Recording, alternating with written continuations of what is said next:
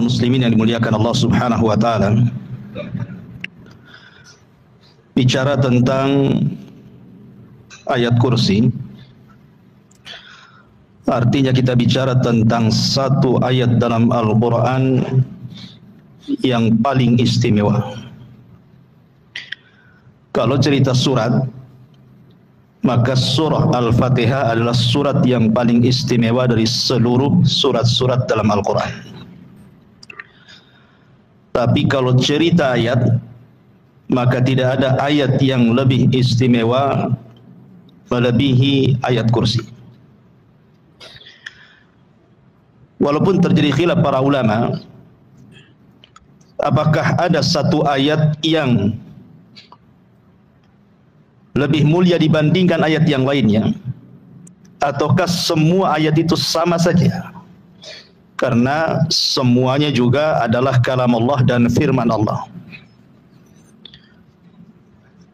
Dikatakan oleh Abul Hasan Al-Asy'ari rahimahullahu taala, pencetus akidah Asy'ariyah, beliau mengatakan bahwa tidak ada satu ayat mengungguli ayat yang lainnya, karena semua ayat itu sama firman Allah Subhanahu wa taala. Tabbat yada abi lahab wa tab, itu sama dengan Allahu la ilaha illa huwal hayyul qayyum. Dua-duanya firman Allah. Makanya beliau mengatakan tidak ada satu ayat yang mengungguli ayat yang lainnya. Semua ayat sama. Tetapi pendapat yang kuat bahwa ayat juga bertingkat-tingkat, sebagaimana juga surat juga bertingkat-tingkat. Dan itu dijelaskan dalam sebuah hadis ketika Nabi SAW berjumpa dengan Ubay ibn Ka'ab radhiyallahu an, satu sahabat yang diunggulkan dari segi Quran, yang Allah Subhanahu wa taala pernah memerintahkan Rasul untuk membaca surah Al-Bayyinah kepada Ubay ini. Satu-satunya orang yang disuruh oleh Allah untuk membacakan surat kepada seorang sahabat adalah Ubay bin Ka'ab. Rasul diperintahkan Allah untuk membaca surah Al-Bayyinah. Dan Nabi SAW mengatakan kepada Ubay ini, "Ya Aba Al-Mungdhir." Ini kunyahnya, wahai Aba Mungdhir. "Atadri ayyu ayatin min kitabillahi ma'aka a'zam." Wahai Abu Mungdhir, tahukah engkau mana ayat yang paling agung menurutmu di dalam kitab Allah Al-Quran? Menunjukkan Nabi SAW bertanya kepada Ubay, tahu enggak ayat yang paling istimewa dalam Al-Quran itu? Berarti ada ayat yang istimewa dibandingkan ayat yang lain. Maka Ubay dengan pengetahuan katakan Allah lebih tahu. Kemudian Nabi SAW bertanya lagi, "Ya Aba Mungdhir, atadri ayyu ayati min kitabillahi ma'aka a'zam?" Wahai Aba Mungdhir, tahukah kamu satu ayat yang lebih istimewa di dalam Al-Quran apa itu? Bolak-balik Rasul bertanya, padahal Ubay sudah mengatakan Allah dan Rasulnya yang tahu sebagai adab beliau. Akhirnya Ubay dengan pengetahuannya mengatakan, Allahu la ilaha illa huwal hayyul qayyum. Ia pun membaca ayat kursi. Apa yang terjadi? Fadaraba fi sadri. Nabi pun kemudian menepuk dadaku, kata Ubay. Kemudian Rasul mengatakan, wallahi liyahni'akal ilmu ya Abal Mungdhir. Kata Nabi SAW, semoga Allah memudahkan engkau mendapatkan ilmu dan pengetahuan wahai Aba Mungdhir karena kecerdasan. Dari riwayat ini menunjukkan bahwa di sana ada ayat yang lebih istimewa dibandingkan ayat-ayat yang lainnya. Dan ulama mengatakan tidak ada ayat yang lebih istimewa seistimewa ayat kursi. Apa penyebabnya? Kenapa kemudian ayat kursi diistimewakan oleh Nabi SAW dibandingkan ayat-ayat yang lainnya? Tentu ada alasannya kan.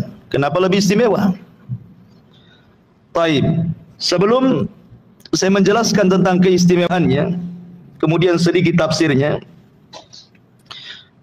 Ada beberapa riwayat yang berkaitan dengan ayat kursi ini. Riwayat yang pertama adalah riwayat dari Abi Hurairah radhiyallahu anhu yang masyhur, yang pernah saya ceritakan juga. Jadi satu malam Abi Hurairah radhiyallahu anhu ini mendapatkan giliran oleh Nabi SAW menjaga pembendaharaan zakat ataupun baitul mal. Tiba-tiba kemudian di malam hari ada pencuri mengambil beberapa kantang dari gandum, kemudian ditangkap oleh Abu Hurairah. Kemudian dilepas, alasannya karena dia mengatakan bahwa aku orang miskin, keluargaku juga sama, dan mereka sedang menghajatkan makanan dan perlu malam ini. Akhirnya dilepaskan sama Abu Hurairah. Kemudian besoknya mencuri lagi orang yang sama. Katanya Abu Hurairah, untuk malam ini tidak mungkin saya lepaskan. Kemudian dia alasannya sama juga, dia butuh makan. Malam ketiga nyuri lagi, ketangkap lagi. Kata Abu Hurairah, tidak mungkin 3 kali ini saya lepaskan. Saya akan hadirkan kau kepada Nabi SAW. Tiba-tiba kemudian orang ini mengatakan, wahai Abu Hurairah, maukah kau lepaskan diriku? Dan saya akan ajarkan kepadamu beberapa kalimat yang akan bermanfaat untuk kehidupan. Kata Abu Hurairah, apa itu? Maka pencuri ini mengatakan, ya Abu Hurairah, idza awaita ila firashika faqra ayatul kursi. Wahai Abu Hurairah, kalau engkau menuju pembaringanmu, maksudnya hendak tidur, bacalah ayat kursi. Allahu la ilaha illa huwal hayyul qayyum sampai selesai. Fa innaka lan yazala alayka minallahi hafizun wala yaqrabuka syaitanun hatta tusbih. Dan engkau akan senantiasa dijaga selama tidurmu sampai waktu pagi, dan tidak ada satupun setan yang berani mendekatimu. Akhirnya kemudian Abu Hurairah melepaslah pencuri ini, dilepaskan sama dia. Kemudian esok harinya Nabi SAW sudah tahu. Kata Nabi SAW, ya Abu Hurairah, ma fa'ala asirukal barihah. Abu Hurairah, kenapa kau lepaskan pencuri semalam itu? Apa yang kau lakukan dengan dia? Kemudian Abu Hurairah menceritakan tentang orang yang mencuri itu, dia lepaskan karena dia mengajarkan beberapa kalimat itu. Maka Nabi SAW mengatakan, ya Abu Hurairah, tahu enggak siapa dia? Maka Abu Hurairah mengatakan, Allah dan Rasulnya yang tahu. Kata Nabi SAW, dia adalah syaitan sadaqaka wa huwa kadzub. Orang yang kau tangkap semalam itu setan loh. Memang ketika dia mengajarkan khusus ini dia benar, tapi setan itu semuanya pendusta. Jadi benar itu hanya ini saja masalah mengajarkan kepada Abu Hurairah soal ayat kursi, dia benar di sini. Tapi umumnya setan itu para pendusta. Dari sini menunjukkan bahwa disyariatkan membaca ayat kursi kapan? Sebelum tidur. Ya, disyariatkan seseorang membaca ayat kursi sebelum tidur supaya dijaga dari syaitan. Ini satu. Kemudian yang kedua, hadis dari Ubay bin Ka'ab radhiyallahu an. Kasusnya sama. Jadi Ubay bin Ka'ab juga suatu malam dia sedang menjaga baitul mal, tiba-tiba ada yang mencuri, kemudian ketika dipegang rupanya berbulu semua tangannya. Ketika ditanya siapa kamu, kemudian dia ngaku dia setan. Kemudian dia mengajarkan kepada Ubay bin Ka'ab ini, idza qara'taha ghudwatan ujirta minna hatta tumsiyah, wa idza qara'taha hina tumsi ujirta minna hatta tusbihah. Siapa yang membacanya ketika pagi, maka ia akan dilindungi oleh Allah dari gangguan syaitan hingga petang. Dan siapa yang membaca ketika petang, maka ia akan dilindungi hingga di waktu pagi. Ya. Jadi di sini juga ayat kursi disunahkan dibaca ketika pagi dan petang supaya tidak diganggu syaitan. Ini juga riwayat tentang keutamaan ayat kursi. Kemudian yang ketiga, hadis dari Abu Umamah radhiyallahu an, man qara'a ayatal kursi fi duburi kulli salatin maktubatin lam yamna'hu min dukhulil jannati illa an yamuta. Sesiapa membaca ayat kursi setiap selesai solat tidak ada yang menghalanginya dia masuk surga selain kematiannya. Kata para ulama bahwa orang yang mendawamkan membaca ayat kursi setelah solat, maka orang itu dapat jaminan surga. Ini keistimewaan luar biasa baca ayat kursi setelah solat. Ya, terkadang kita ini jangan cerita ayat kursi, zikir saja yang jelas-jelas saja, istighfar 3 kali langsung sholat sunnah. Kadang nggak sempat zikir kan. Padahal di sini Nabi SAW menjamin sorga dengan orang yang mendawamkan membaca ayat kursi setelah sholat. Kemudian juga yang keempat, tentang anjuran umum orang yang membaca surah Al-Baqarah. Karena surah kursi itu kan terdapat dalam surah Al-Baqarah kan, ayat 255. Nabi SAW secara umum mengatakan siapa yang membaca surah Al-Baqarah di rumahnya, maka setan akan lari dari rumahnya. Maka seandainya kita cukup membaca ayat kursi saja, sebenarnya cukup membuat setan itu lari. Jadi Islam itu simpel sebenarnya. Jadi kalau seandainya antum punya toko, merasa tokonya disihir orang, baca saja ayat kursi. Nanti setannya juga kabur. Setan rumah kok kayak angker, baca saja ayat kursi. Ingat, mengusir setan itu dengan cara dibaca, bukan dengan cara ditulis kaligrafi kemudian dipajang di tembok. Itu tidak akan mengusir setan. Nanti susah pula nanti kaligrafi di depan. Oke lah, tidak lewat depan, belakang pula tak ada kaligrafi. Nanti lewat belakang pula. Jadi maksudnya begini, kawan, setan itu tidak takut kaligrafi. Ya, setan itu takut kalau kaligrafi itu kita baca. Karena Quran itu bukan untuk dipajang, Quran itu untuk dibaca. Apalagi kalau kaligrafinya tak bisa dibaca pula, kan ada itu kaligrafi yang susah dibaca itu. Mungkin sudah modelnya kayak gitu kan. Yang punya kaligrafinya aja suruh baca tak tahu dia. Jadi asal beli saja kan itu. Karena ada bentuk kaligrafi, kaidah-kaidahnya kita tak paham gitu ya. Lah gimana nggak bisa dibaca ngusir setan gitu. Jadi kalau ingin ngusir setan baca. Ya, merasa di tokonya disihir orang, baca kursi, ayat kursi di tokonya. Merasa rumahnya kok angker, baca. Merasa tempat itu angker, baca ayat kursi. Sebenarnya mudah, simpel dalam Islam itu. Ya, kita saja yang kemudian malas membaca ayat kursi itu. Termasuk juga ma'asyiral muslimin yang dimuliakan Allah Subhanahu wa taala, disunahkan juga membaca ayat kursi ini ketika seseorang terasa terganggu atau diganggu oleh syaitan. Ya, umpamanya antum merasa kesambet atau apa gitu ya. Ya, baca ayat kursi. Baik. Ini sedikit dari keistimewaan ayat kursi. Pertanyaannya ikhwatu fiddin, kenapa ayat kursi ini kok istimewa sekali di antara ayat-ayat yang lainnya? Yang pertama, karena memang nas hadis sendiri yang tadi sudah saya bacakan, hadis tentang Ubay bin Ka'ab, Rasul yang mengatakan seperti itu. Ketika bertanya kepada Ubay, tahukah engkau wahai Ubay ayat yang paling istimewa dalam Al-Quran? Kemudian Ubay menjawab ayat kursi dan Rasul membenarkannya. Ini satu. Kemudian yang kedua, keutamaan ayat kursi ini disebutkan karena dalam ayat kursi ini terkandung banyak makna yang tidak ada pada ayat-ayat yang lainnya. Seperti saya contohkan tadi, tabbat yada Abi Lahab wa tab. Celakalah kedua tangan Abi Lahab dan celaka. Itu juga Quran juga kan, satu ayat tuh. Tabbat yada Abi Lahab wa tab itu satu ayat. Kemudian Allahu la ilaha illa huwal hayyul qayyum, itu juga ayat juga. Tapi kalau kita mau bedah tuh makna tabbat yada Abi Lahab wa tab dengan Allahu la ilaha illa huwal hayyul qayyum, maka Allahu la ilaha illa huwal hayyul qayyum itu tidak ada batas. Kalau kita mau menjelaskan mungkin perlu berhari-hari, perlu berjilid-jilid itu makna la ilaha illallah, tauhid itu. Makanya karena banyak terkandung makna yang tidak ada pada ayat yang lain, makanya kemudian ayat kursi ini diistimewakan dibandingkan ayat-ayat yang lain. Itu dari segi kandungan makna.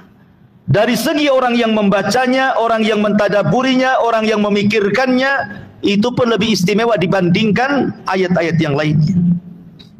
Kemudian yang ketiga, hebatnya ayat kursi ini menurut Imam Nawawi rahimahullahu taala, Allah Subhanahu wa taala menyebutkan tentang usulu asma'illah, masdar daripada nama Allah Subhanahu wa taala, di mana seluruh nama-nama Allah itu kembali kepada satu nama ini. Apa itu? Allah. Allah mulai dengan kalimat Allah. Allahu la ilaha illa huwal hayyul qayyum. Semua nama Allah itu kembali kepada Allah. Makanya kalimat tauhid itu la ilaha illallahu, tidak boleh dibaca la ilaha illa ar-Rahman, la ilaha illa al-Azizu, la ilaha illa al-Ghafur, tidak boleh. Kenapa? Karena kalimat ar-Rahman bisa saja maknanya bukan Allah. Seperti orang-orang musyrik jahiliyah, mereka mengatakan kepada si nabi palsu Musailamah al-Kadzdzab itu disebut Rahmanul Yamamah, katanya. Rahmannya Yamamah, katanya. Negeri Yamamah.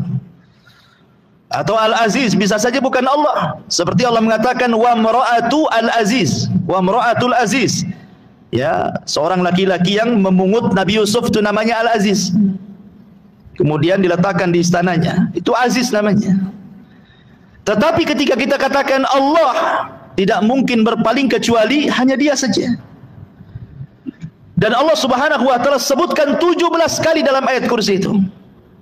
Ya, di mana seluruh kata ganti itu kembali kepada Allah. Allah, la ilaha illa huwa lagi. Kemudian al-hayyu, al-qayyum, ya'khuduhu, hu di situ ya. Itu dhamir itu. Kemudian lahu ma fis samawati wa ma fil ardh.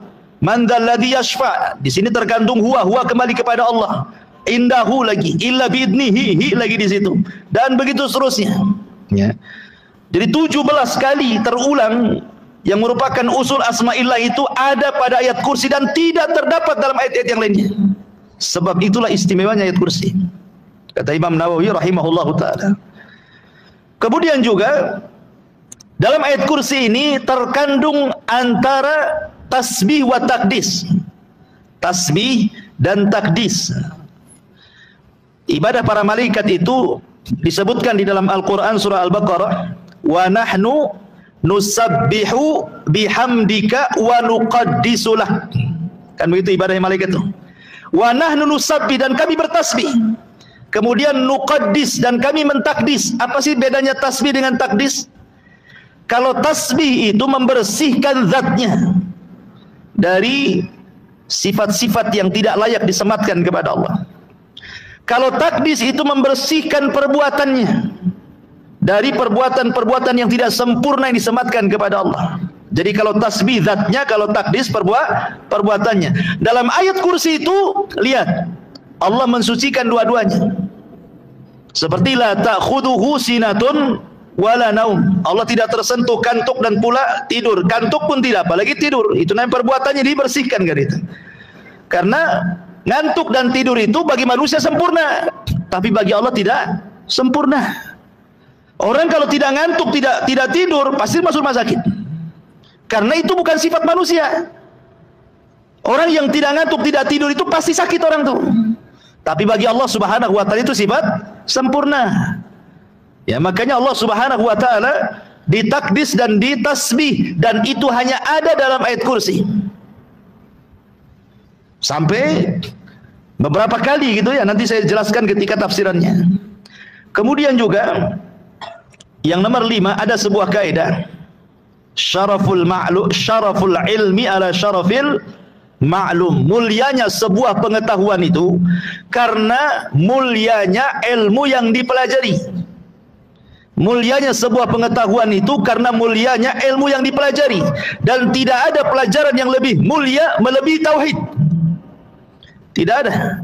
Tidak ada ilmu yang lebih mulia di dunia ini kecuali mengenal Allah, ma'rifatullah, mengenal Allah. Dan ayat kursi ini seolah-olah menjawab sebuah pertanyaan, siapa Tuhan kita? Kalau antum ditanya siapa Allah, jawablah ayat kursi. Siapa Allah? Allahu la ilaha illa huwal hayyul qayyum, sampai selesai. Itulah Allah. Itulah Tuhan kita. Jadi Allah Subhanahu wa taala menyebutkan 10 kalimat dalam ayat kursi ini, itu jawaban dari sebuah pertanyaan tentang man rabbuka, siapa Rabbmu. siapa Tuhanmu, siapa Allah, maka disebutkan dengan 10 kalimat. Dalam ayat kursi ini ada 10 kalimat, nanti kita akan tafsirkan sedikit demi sedikit supaya paham siapa Tuhan kita. Ya. Ma'asyiral muslimin yang dimuliakan Allah Subhanahu wa taala. Intinya bahwa dari 5 perkara inilah kita tahu bahwa ayat kursi itu ayat yang sangat istimewa dibandingkan ayat-ayat yang lainnya. Adapun keutamaan bukan hanya yang disebutkan banyak, seperti orang yang mendawamkan membaca surah ayat kursi ini akan dimudahkan rezekinya. Ya. Kemudian juga orang yang suka membaca ayat kursi itu dalam satu hari bisa berkali-kali, berarti orang itu betul-betul akan beriman kepada qadar dan qadar Allah, dan dia akan merasa dimudahkan kehidupannya. Kemudian juga orang yang membaca ayat kursi itu maka akan dihindarkan dari setiap mara bahaya. Dan orang yang membaca ayat kursi itu akan diberikan kesabaran dan bisa menghadapi semua musibah. Dan begitu seterusnya, bahkan bisa mengobati penyakit badan dan penyakit hati. Itu dari segi faedah ruhiyahnya. Taib, kita akan masuk sedikit pada tafsir singkatnya. Ma'asyiral muslimin yang dimuliakan Allah Subhanahu wa taala. Di sini Allah Subhanahu wa taala menghabarkan dirinya dengan 10 habar. Allah la ilaha illahu, ini satu. Allah al-hayyul qayyum. Allah la ta'khudhuhu sinatun wa la naum. Allah lahu ma fis samawati wa ma fil ard. Allah man dhal ladzi yashfa'u indahu illa bi idnihi. Allah ya'lamu ma baina aydihim wa ma khalfahum. Allah wa la yuhituna bi syai'in min ilmihi illa bima syaa'. Allah wasi'a kursiyyuhu samawati wal ard. Allah wa la ya'udhuhu hifdhuhuma. Allah wa huwal aliyyul azim. Wa huwal aliyyul azim. Di sini Allah Subhanahu wa taala menghabarkan siapa dirinya dengan 10 habar. Yang pertama, Allah. Siapa Allah?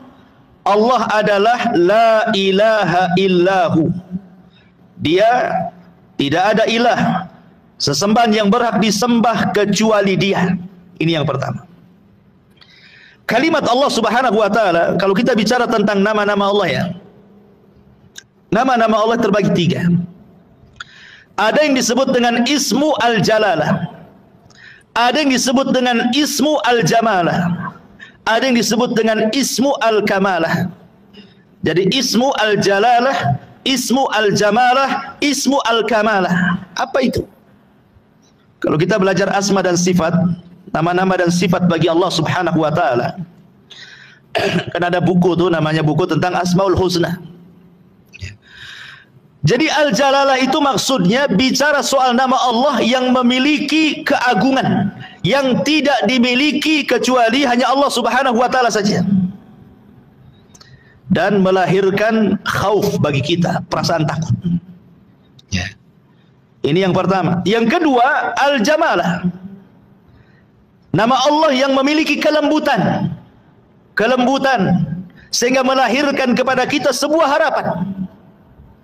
Kemudian yang ketiga, Al-Kamalah, nama Allah yang memiliki kesempurnaan, supaya kita yakin bahwa Allah lah tempat bergantung semua kebutuhan dan hajat manusia kepadanya. Disebut Al-Jalalah, Jalalah itu artinya sebuah keagungan dan kemuliaan, kebesaran yang melahirkan perasaan takut kepada kita. Seperti Al-Mutakabbir, Allah itu zat yang maha sombong.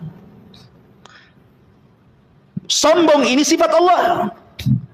Kemudian Al-Muntakim, Allah itu zat yang maha mengirim siksaannya kepada siapapun sesuai kehendaknya. Al-Khaliq, Dia yang menciptakan, tidak ada manusia selain Dia yang menciptakan. Allah, Dialah zat satu-satunya yang disembah. Itu disebut Jalalah namanya.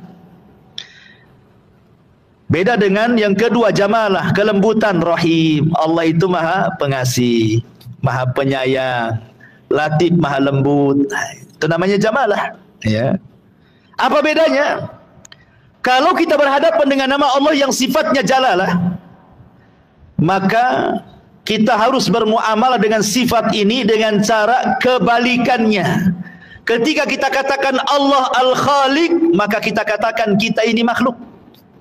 Ketika Allah itu mutakabbir, kita katakan kita harus mutawadi. Allah sombong, berarti kita harus rendah diri.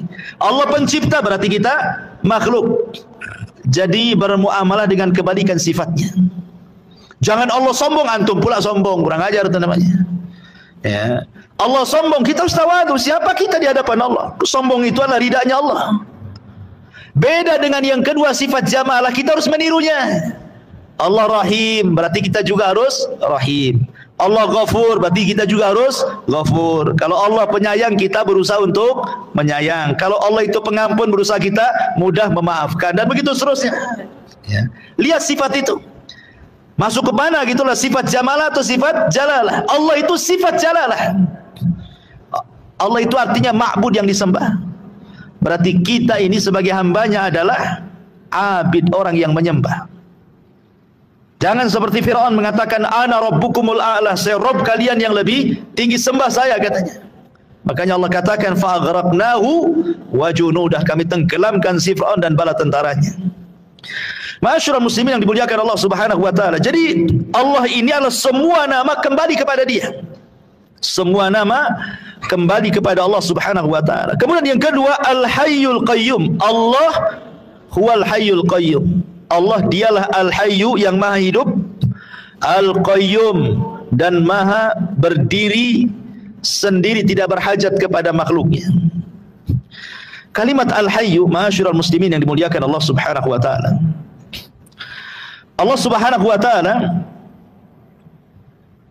ketika menyebut kalimat Al-Hayyu, maknanya Allah itu zat yang maha hidup dan tidak akan pernah mati. Ingat perkataan Abu Bakar Siddiq radhiyallahu anhu saat Rasul meninggal. Apa kata Abu Bakar? Man kana ya'budullaha fa innallaha hayyun la yamut. Wa man kana ya'budu Muhammadan fa inna Muhammadan qad mat. Siapa yang menyembah Allah, kata Abu Bakar, Allah adalah zat yang hidup dan tidak akan pernah mati. Tapi siapa yang menyembah Muhammad, Muhammad itu sudah mati. Artinya apa di sini? Artinya Allah Subhanahu wa taala disifati dengan sifat hidup dan tidak didahului dengan kematian. Allah tidak pernah didahului dengan kematian, beda dengan manusia. Awalnya tidak ada, kemudian menjadi ada. Makanya Allah mengatakan hal ata 'alal insan hinum minad dahri lam yakun syai'an madhkura. Bukankah pernah datang kepada manusia waktu di masa yang ketika itu belum merupakan sesuatu yang bisa disebut, belum ada namanya langit, bumi, Adam, Hawa, manusia, fulan, tidak ada. Baru kemudian Allah ciptakan, barulah tersebut nama-nama itu. Tetapi Allah Subhanahu wa taala tidak ada dengan ketidakadaan. Allah itu senantiasa ada dan akan pernah ada dan akan terus ada. Karena Dia tersifati dengan sifat hidup.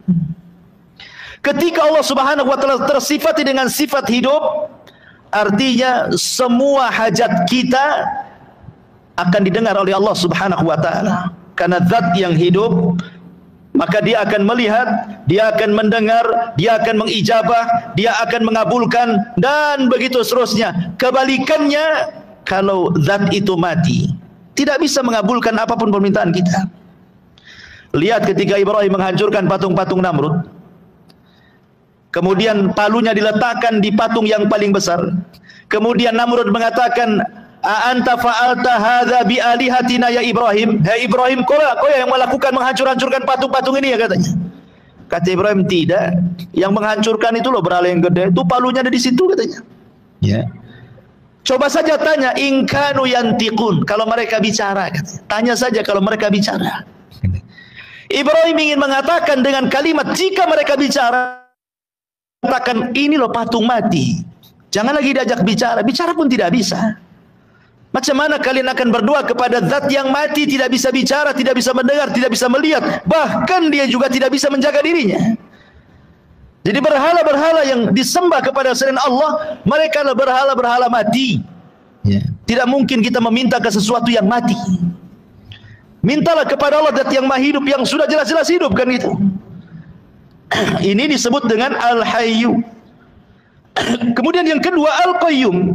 Qayyum ini ada dua penafsiran para ulama. Maknanya Allah tidak berhajat dengan makhluknya. Kita yang berhajat kepada Allah.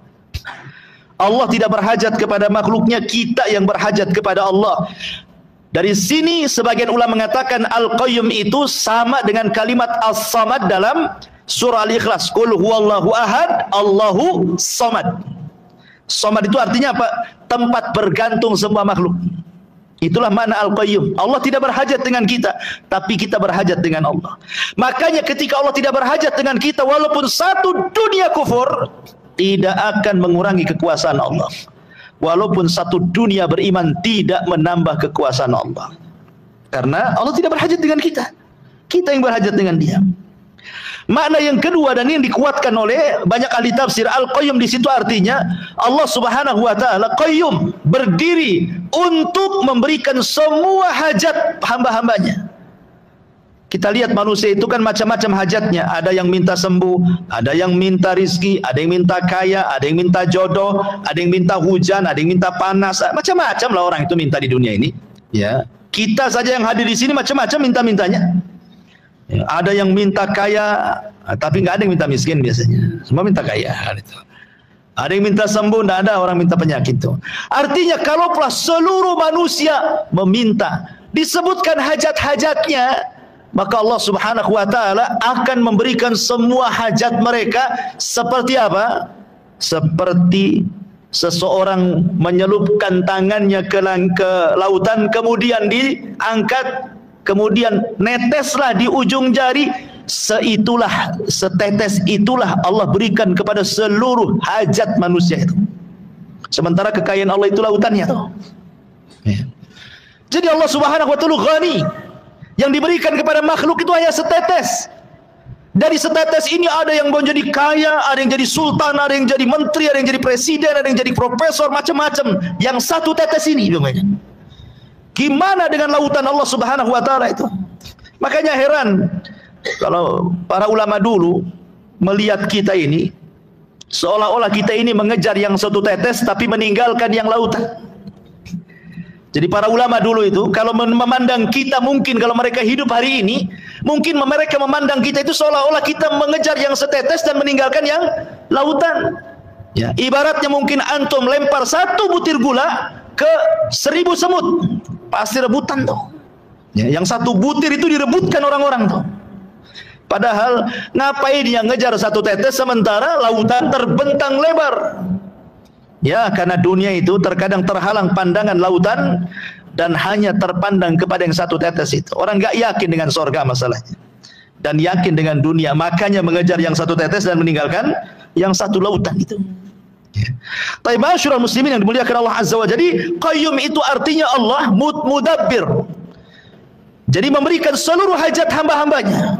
Itu mana al-qayyum yang kedua. Ini yang banyak dikuatkan oleh para ulama. Kemudian Allah mengatakan Allahu la ilaha illahu.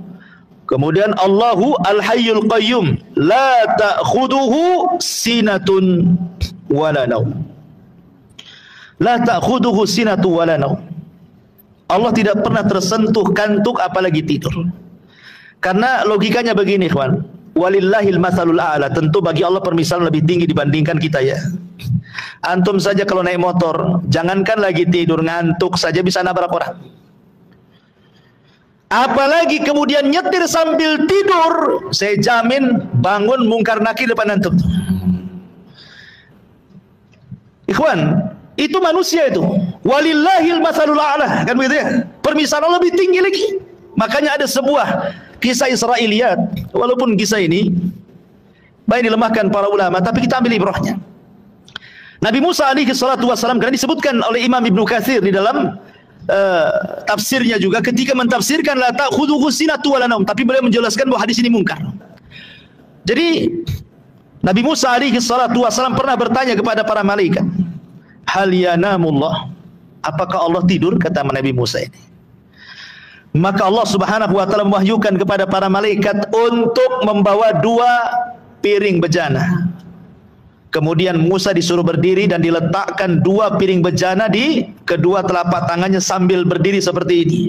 Pegang wahai Musa. Jadi ini satu piring di tangan kanan, satu piring di tangan kiri, kemudian diisi air dua bejana tersebut. Musa tidak paham. Untuk apa? Kata malaikat, sudah pegang saja sambil berdiri. Sampai kapan? Sudah pegang saja sambil berdiri. Jadi Musa itu begini saja lama ngantuk akhirnya dia. Ketika ngantuk, jatuh pula yang sebelah kanan, perang. Oh, beta terbangun lagi. Dia masih bertahan satunya lagi, ngantuk lagi, jatuh lagi, perang. Dua-duanya akhirnya jatuh kemudian pecah. Kata malaikat, ya Musa, kalau Allah tersentuh ngantuk apalagi tidur, seperti itulah alam semesta, seperti dua bejana yang ada di tanganmu tuh. Ya. Kalau seandainya Allah tidur sudah tabrakan tuh, bulan, bumi, bintang, galaksi di langit itu sudah kiamat tuh. Kalau sampai Allah tersentuh ngantuk dan tidur, kiamat di dunia ini. Siapa yang mengkontrolnya? Yang mengontrolnya tidur. Ya. Masyarul muslimin, lihat orang nahkoda kapal saja kadang-kadang dia nabrak-nabrakan gitu ya. Mobil saja kalau ngantuk ketabrak-tabrak gitu. Itu logisnya seperti itu. Jadi mustahil Allah itu tersentuh tidur dan apalagi tersentuh ngantuk apalagi tidur, karena dua sifat ini adalah sifat yang kurang bagi Allah, tapi sempurna bagi manusia. Manusia ini kadang-kadang nggak sempat ngantuk, tidur pun ada. Ya. Tengok bantal guling nggak sempat ngantuk langsung tidur dia. Ya, ada tuh orang kayak gitu tuh. Ya. Tapi umumnya ngantuk dulu baru tidur, dan itu sempurna bagi manusia. Kalau manusia ngantuk tidur sempurna, memang ada manusia. Justru kalau Anda tidak ngantuk tidak tidur, pasti ke rumah sakit minta obat tidur, karena tidak sempurna sifat itu. Tapi bagi Allah Subhanahu wa taala, tidak ngantuk dan tidak tidur adalah sebuah kesempurnaan untuk menjaga keamanan alam semesta ini. Baik, masyarul muslimin yang dimuliakan Allah Subhanahu wa taala. Kemudian Allah mengatakan, lahu ma fis samawati wa ma fil ardh. Yang keempat, Allah menghabarkan dirinya. Siapa Allah? Maka Allah katakan, lahu ma fis samawati wa ma fil ardh. Kepunyaan Allah lah yang ada di langit dan yang ada di bumi. Tidak ada satupun makhluk dari sesembahan-sesembahan yang disembah manusia memiliki sedikit pun dari kekuasaan Allah, walaupun sebiji ari sekalipun. Makanya Allah Subhanahu wa taala mengatakan, ayusyrikuna ma la yakhluqu syai'an wa hum yukhlaqun wa la yastati'una lahum nasra wa la anfusahum yansurun. Apakah mereka mempersekutukan Allah dengan berhala-berhala yang tidak dapat menciptakan satu apapun, bahkan mereka tercipta. Bahkan Allah mengatakan, innal ladzina tad'una min dunillahi lan yakhluqu dubabah. Orang sesembahan yang kau sembah selain Allah itu menciptakan lalat saja tidak sanggup, apalagi menciptakan langit dan bumi. Semut lalat saja tidak bisa. Sesuatu yang tidak bisa menciptakan layak disembah, tidak layak. Sesuatu yang menciptakan langit dan bumi layak disembah, ya layak disembah, karena dia yang menciptakan langit dan bumi, sudah layak kita sembah dia. Pertanyaannya, kenapa Allah Subhanahu wa taala menciptakan langit dan bumi? Apa faedahnya? Apa hikmahnya, ikhwan? Kenapa Allah menciptakan langit dan bumi itu untuk apa? Kalau ada yang bertanya seperti itu kan, maka jawabannya disebutkan dalam suratul Najm. Allah Subhanahu wa taala mengatakan, walillahi ma fis samawati wa ma fil ardh liyazziyal ladzina asa'u bima amilu wa yazziyal ladzina ahsanu bil husna. Inilah, kalau antum ditanya kenapa Allah menciptakan langit dan bumi, apa faedahnya, apa tujuannya, jawab dengan ayat ini. Allah katakan, walillahi ma fis samawati wa ma fil ardh. Milik Allah lah semua yang ada di langit dan semua yang ada di bumi. Untuk apa? Liyazziyal ladzina asa'u bima amilu. Agar Allah membalas orang-orang yang melakukan kejahatan dengan kejahatan yang mereka lakukan, dan membalas orang-orang yang berbuat kebaikan dengan kebaikan yang mereka lakukan. Jadi tujuan Allah menciptakan langit dan bumi itu untuk manusia, menguji manusia. Apakah manusia berbuat jahat ataukah manusia berbuat baik? Perhatikan ikhwan, kalau antum lihat ke langit pertama, kedua, ketiga, keempat, kelima, keenam, ketujuh sampai ke arasy, isi langit itu apa? Isi langit itu semua malaikat. Isi langit itu dari langit pertama sampai ke arsy itu semua malaikat.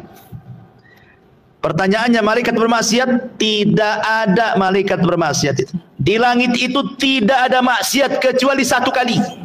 Saat iblis tak mau sujud kepada Adam, itu saja. Tetapi itu satu kali saja. Selepas itu di langit tidak ada maksiat sampai hari ini. Karena malaikat itu tidak disifati dengan sifat itu kan.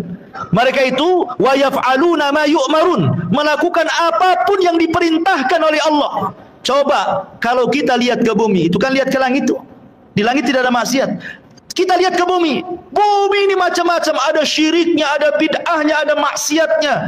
Macam-macam, ada yang kedukun, ada yang durhaka kepada orang tua, berdusta, ghibah, namimah, macam-macam di bumi ini maksiat. Terbalik ya. Kalau di langit ibadah semua, di bumi ini macam-macam maksiat ada. Macam-macam maksiat di bumi ini.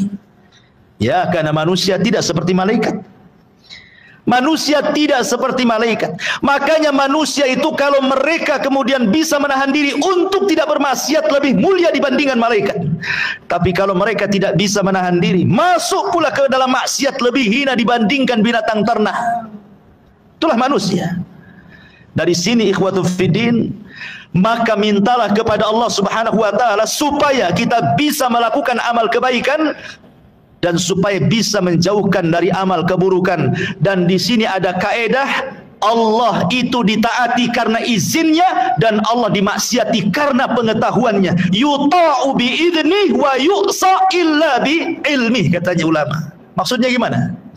Allah ditaati bi'idnih karena izinnya, wa yu'sa illa bi'ilmi, dan Allah dimaksiati kecuali karena pengetahuan Allah. Ini sebuah kaidah nih ya. Allah ditaati karena izinnya, Allah dimaksiati karena pengetahuannya. Maksudnya begini ikhwan, kalau anda salat, zakat, puasa, haji, birrul walidain, berzikir, baca Quran, oh ibadah antum lakukan, antum jamin ibadah antum diterima? Tidak. Tidak ada jaminan ibadah kita diterima. Walaupun antum tidak maksiat dari lahir sampai mati, tidak ada jaminan amal antum diterima Allah. Kecuali kalau Allah mengizinkan menerima amalan kita. Ingat ya, karena Allah itu ditaati berdasarkan izinnya. Walaupun antum sesoleh apapun, belum tentu diterima kalau Allah tidak izinkan. Tapi kalau Allah izinkan, satu rakaat solat diterima sudah cukup bagi kita. Makanya kata Abu Darda radhiyallahu anhu, kalau aku tahu, katanya, satu sujudku diterima oleh Allah, satu saja seumur hidupku, satu sujudku aku tahu diterima Allah, cukup bagiku, katanya. Kenapa? Karena Allah mengatakan innama yataqabbalullahu minal muttaqin, karena Allah menerima dari hamba-hamba Allah yang bertakwa. Kalau aku tahu sujudku satu kali terima, berarti aku tahu aku termasuk orang takwa, dan hanya orang takwa yang masuk surga. Masalahnya kan kita tidak tahu apakah amalan kita diterima atau tidak. Ketika tidak tahu, kita pun tak tahu kita takwa ataupun tidak, itu masalahnya. Makanya kita hanya berharap semua ibadah kita diizinkan Allah. Kemudian penggalan kalimat yang kedua, wa yu'sa illa bi'ilmi, dan tidaklah Allah dimaksiati kecuali dengan pengetahuannya. Kalau maksiat itu tidak perlu izin dari Allah. Bukan berarti kalau umpamanya antum maksiat belum tentu masuk neraka. Sudah jelas masuk neraka, gitu maksudnya. Tanpa izin-izin dulu. Ya Allah, saya sudah berzina, masuk neraka enggak nih? Enggak perlu, langsung masuk neraka. Kalau maksiat itu tidak ada izin-izinan, karena Allah sudah tahu. Kenapa sudah tahu? Pertanyaannya, ketika antum maksiat, antum tahu enggak? Tahu. Masa antum tidak tahu antum maksiat? Antum berzina, antum minum khamr, antum maling, antum sendiri tahu sedang maksiat. Allah, ingat, syafaat itu ada dua macam. Ada syafaat di bumi, ada syafaat di akhirat. Ada syafaat di dunia, ada syafaat di akhirat. Dan syafaat di dunia ini maksudnya adalah ibadah yang kita lakukan. Ibadah itu ada dua, ada adlun, ada syaf'un. Adlun, syaf'un. Adlun itu ibadah wajib, syaf'un itu ibadah sunnah. Salat 5 waktu adlun, puasa Ramadan adlun, zakat wajib adlun, kemudian haji adlun, itu disebut adlun. Kemudian sana ada syafaat, syaf'un. Nah, itulah salat rawatib, sedekah, umroh, dan begitu seterusnya. Kalau amalan-amalan wajib kita ingin diterima, maka lakukan yang sunnah. Kalau amalan wajib kita ingin diterima, maka lakukan amalan-amalan yang sunnah. Karena sunnah ini disebut syaf'un, syafaat. Syaf'un itu artinya syafaat. Perantara diterima ibadah wajib itu dengan melaksanakan ibadah sunnah, gitu maksudnya. Makanya ada adlun, ada syaf'un. Kalau ingin diterima sholat 5 waktunya, maka jangan lupa juga sunnah-sunnahnya. Kalau ingin diterima puasa Ramadannya, jangan pula dengan lupakan puasa-puasa sunnahnya. Kalau ingin diterima haji, jangan pula umrohnya lupa. Kalau ingin diterima zakatnya, jangan pula sedekahnya lupa. Begitu maksudnya. Karena ibadah sunnah itu disebut syaf'un. Dialah syafaat, jembatan diterima ibadahnya yang wajib itu. Tetapi walaupun demikian, baik wajib ataupun sunnah tetap tidak akan diterima kecuali setelah ada izin Allah. Ini satu. Yang kedua, ada syafaat di akhirat. Syafaat di akhirat ma'ruf. Dan syafaat Nabi SAW itu dua. Ada di masa hidupnya, ada setelah kematiannya. Kalau di masa hidupnya boleh kita berikan syafaat, meminta syafaat seperti Anas bin Malik datang kepada Rasulullah masa hidup tuh. Rasul, berikan aku syafaat di hari kiamat, kata Anas. Rasul masih hidup. Kata Rasul, baik Anas, karena engkau sudah banyak berbuat baik kepadaku, ku berikan syafaatku kepadamu. Kata Anas bin Malik radhiyallahu an, di mana aku akan dapati syafaat pada hari kiamat wahai Rasul? Kata Rasul, temui aku di telagaku. Kata Anas, kalau aku tidak mendapatimu di telagamu wahai Rasul, temui aku di titik Siratal Mustaqim. Kata Anas, kalau aku tidak dapati kau di Siratal Mustaqim, temui di tempat penimbangan amal, karena aku tidak mungkin lepas dari 3 tempat ini, kata Nabi. Anas minta syafaat, Rasul masih hidup. Gak apa-apa, karena Rasul masih hidup. Tapi masalahnya Rasul sudah meninggal, sehingga ketentuan syafaat cuma satu di akhirat. Ya. Dan yang bisa mendapatkan syafaat Rasul di akhirat itu adalah orang-orang yang banyak beribadah di dunia. Bukan orang yang datang ke kuburan Nabi atau ke kuburan orang-orang saleh, bukan. Perbanyak solat, perbanyak puasa, perbanyak sedekah, perbanyak amal soleh, cinta, itu syafaat. Maka Nabi SAW nanti pada hari kiamat dia akan datang kepada Allah Subhanahu wa taala. Setelah manusia datang ke Adam tak bisa, Nuh tak bisa, Musa, Ibrahim, Isa tak bisa. Rasul yang menghadap Allah. Kemudian sujud lama sekali. Kemudian Allah mengatakan, irfa ra'saka ya Muhammad, angkat kepalamu wahai Muhammad. Apa kata Allah? Sal tu'ta, qul tusma, ishfa tusyaffa. Katakan kau didengar, minta kau diberi, mintalah syafaat, ku beri kau syafaat. Dari sini menunjukkan Nabi saja tidak bisa memberikan syafaat kecuali setelah dapat izin Allah. Makanya dari sini, man dzalladzi yashfa'u indahu illa biidznih. Kecuali dengan izin Allah. Tidak ada yang bisa beri syafaat kecuali dengan izin Allah Subhanahu wa taala. Makanya ngawur kalau ada umpamanya kiai, ya, ikut kelompok kami. Nanti kalau masuk neraka, ku lempar serbanku, tinggal tangkap, ku tarik kau ke neraka, ku lempar kau ke surga. Enak kali itu. Kan ada tuh yang kayak gitu. Itu jemaah mana tuh? Saya lihat di Malaysia itu, di YouTube kan. Tenang, kalau kalian ikut jemaah kami tenang, katanya. Nanti kalau kalian masuk neraka, ku ulurkan serbanku, katanya. Tinggal tangkap saja, ku tarik, ku masukkan, ku surga. Nabi saja nggak main gitu, ngadap dulu sama Allah. Ini nggak main lempar serban saja. Hebat lagi dari Nabi. Gitu. Masyarul muslimin yang dimuliakan Allah Azza wa Jalla. Ini yang kelima. Kemudian yang keenam, Allah. Siapa Allah itu? Ya'lamu ma baina aydihim wa ma khalfahum.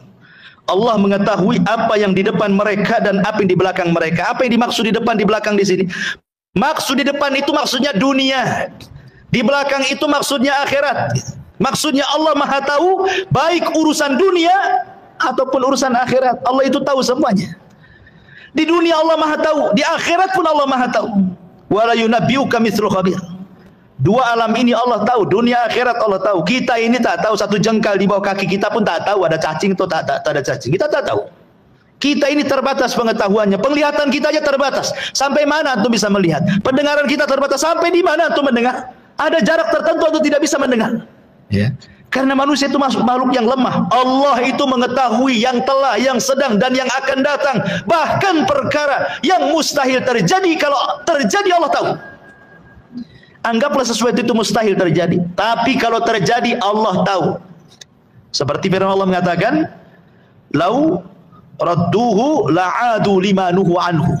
"Lau rudduhu la'adu lima nuhu anhu," kata Allah.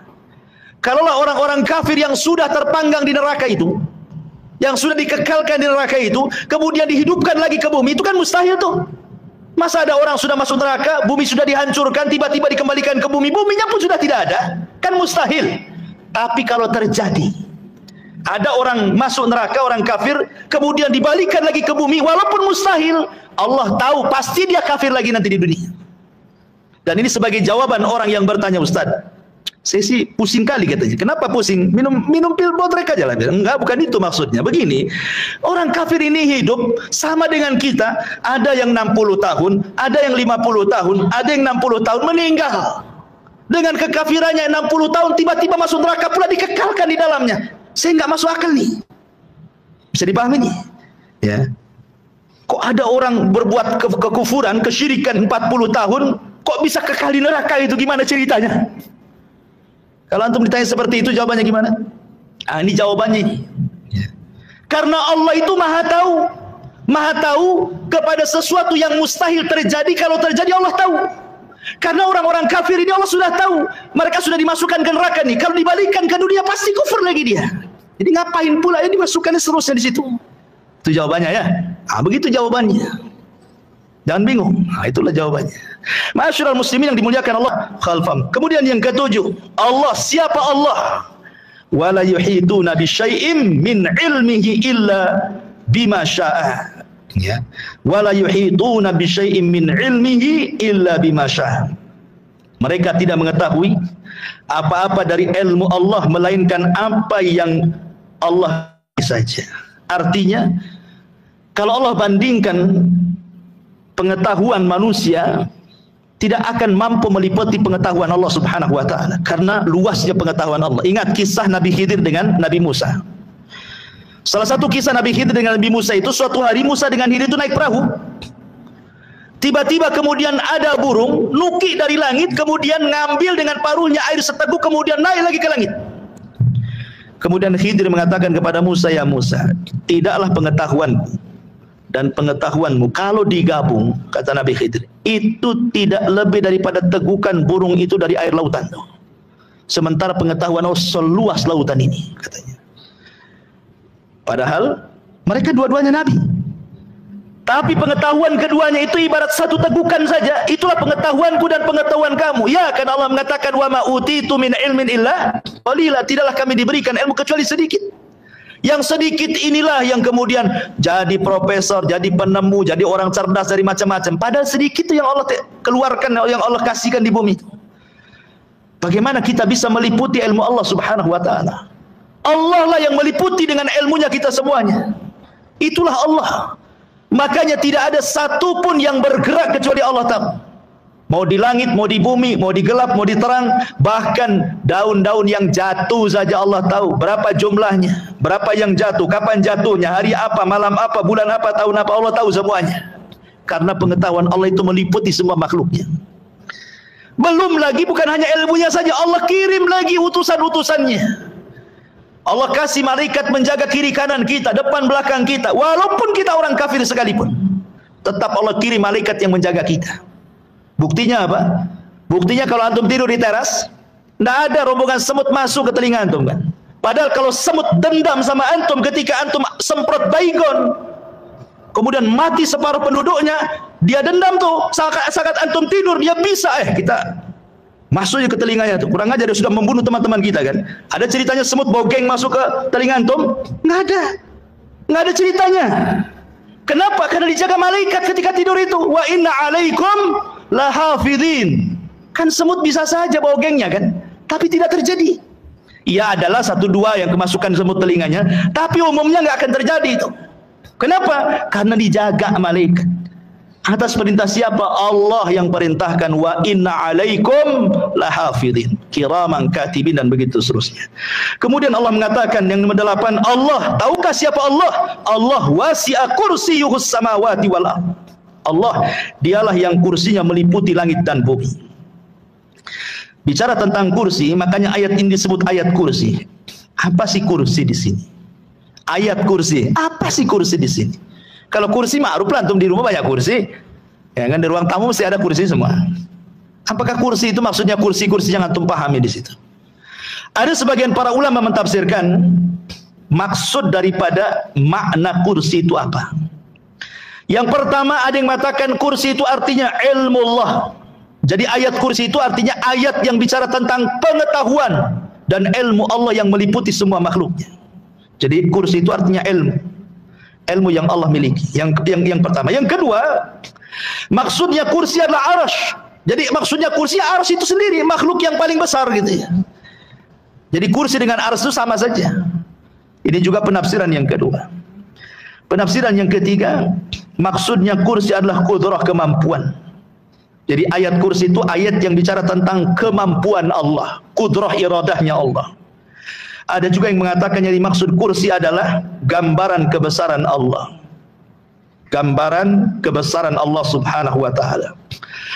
Tetapi pendapat Imam Ibnu Katsir rahimahullahu taala mengatakan bahwa kursi itu adalah maudhi'u qadamai Rabbi, tempat berpijaknya kedua telapak kaki Allah.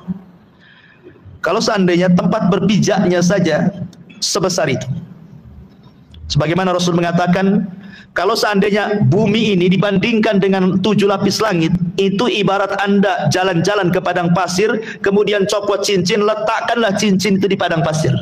Kata Rasul, bumi itu cincinnya, padang pasir itu langitnya. Kalau seandainya langit dan bumi dijadikan satu, dibandingkan besarnya dengan kursi, jalan-jalanlah Anda ke padang pasir, letakkan cincin di tengah padang pasir, maka langit dan bumi itu cincinnya, kursi itu padang pasirnya. Kalau seandainya kursinya antum gabung, langitnya antum gabung, buminya antum gabung, dibandingkan dengan arsy Allah, sama juga. Jalan-jalanlah ke padang pasir, lepas cincin, letakkan di padang pasir, kursinya, langitnya, buminya, itulah cincinnya, padang pasir itu arsy-nya. Pertanyaannya, bagaimana dengan zat yang menciptakannya? Allahu Akbar, Allah lebih besar dibandingkan makhluknya. Karena tempat berpijaknya saja ibarat padang pasir, dibandingkan cincin yang itu ibarat langit dan bumi. Makanya wajar kalau orang baca ayat kursi itu, makhluk yang sangat besar, setan lari. Saking agungnya kursi Allah Subhanahu wa taala itu. Itulah makna wasi'a kursiyyuhus samawati wal ard, dan kursinya Allah meliputi langit dan bumi. Kemudian yang nomor 9. Siapa Allah? Maka Allah Subhanahu wa taala katakan di sini, wasi'a kursiyyuhus samawati wal ard, siapa Allah? Wala ya'udzuhu hifdzuhuma. Wala ya'udzuhu hifdzuhuma. Apa artinya wala ya'udzuhu hifdzuhuma? Wala ya'udzuhu hifdzuhuma artinya Allah tidak pernah merasa berat memelihara langit dan bumi. Allah ketika semua makhluk berhajat kepada Dia, Allah tidak berat. Yang satu minta disembuhkan, yang satu minta rizki, yang satu minta pekerjaan, yang satu minta jodoh, yang satu minta jadi menteri, jadi presiden, macam-macam. Satu dunia itu kan ribuan jiwa yang minta-minta. Allah tidak berat. Ya, Allah tidak berat. Mengatur yang satu dihujani, yang satu dikeringkan, yang satu tsunami, yang satu gempa, Allah tidak berat. Allah tidak akan merasa berat. Lain dengan kita. Ya, baru kita aja ngelembur gitu ya. Di PT itu yang tadinya kerja dari jam 5 sampai jam 6 ditambah pula sampai jam 10. Malamnya langsung ke toko jamu. Minta diurut. Udah lemes gitu ini, berat. Besok lagi enggak mau. Berat saya. Itu makhluk. Ya. Ketika banyak dipikul itu macam-macam berat dia. Itulah makhluk Allah, enggak ada yang berat. Bagi Dia ringan semuanya. Karena semua makhluk adalah ciptaan Dia. Dan yang terakhir Allah mengatakan, siapa Allah? Wa huwal aliyyul azim. Dialah zat yang maha tinggi lagi besar. Kita ini kecil, Allah itu besar. Kita rendah, Allah itu tinggi. Subhana rabbiyal a'la.